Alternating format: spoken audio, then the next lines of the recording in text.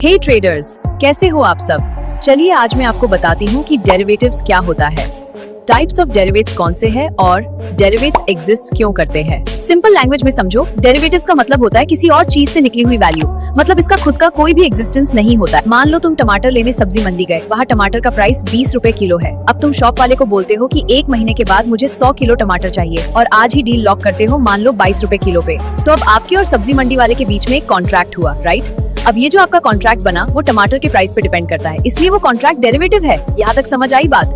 तो अब आगे चलते हैं। चलो अब इसको हम मार्केट से कनेक्ट करके समझते हैं। मान लो अभी निफ्टी 23,000 पे है, ओके। अब तुम डायरेक्टली निफ्टी को तो खरीद नहीं सकते, राइट, इसलिए तुम्हें उसका डेरिवेटिव यूज करना होगा। देखो गाइस, मेनली 2 टाइप्स के डेरिवेटिव्स होते हैं, फ्यूचर्स और ऑप्शंस, ओके। और ट्रेडिंग में सबसे ज्यादा यही 2 टाइप्स के डेरिवेटिव्स यूज होते हैं। अब सबसे इंपॉर्टेंट सवाल, डेरिवेटिव्स एग्जिस्ट ही क्यों करते हैं। अब सपोज करो एक फार्मर है, उसको डर है कि उसकी फसल का प्राइस अगर फ्यूचर में गिर जाएगा तो वो क्या करेगा। इसीलिए वो क्या करेगा, आज ही किसी बायर से डील फिक्स कर लेगा और वो अपनी फसल की एक फिक्स्ड फ्यूचर प्राइस पे ही बेच देगा, फिर चाहे बाद में वो फसल का प्राइस ऊपर जाए या नीचे। और इसी को हम बोलते हैं हेजिंग। देखो, डेरिवेटिव एक टूल है, ना ही ये अच्छा है और ना ही बुरा।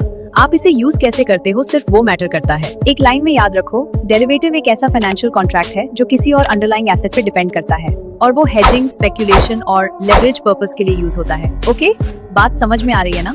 अगर ऐसे ही सिंपल और प्रैक्टिकल ट्रेडिंग कॉन्सेप्ट समझना चाहते हो तो द ट्रेडर एकेडमी चैनल को सब्सक्राइब कर लो और हाँ, प्लीज वीडियो को एक लाइक जरूर करना। Thank you traders.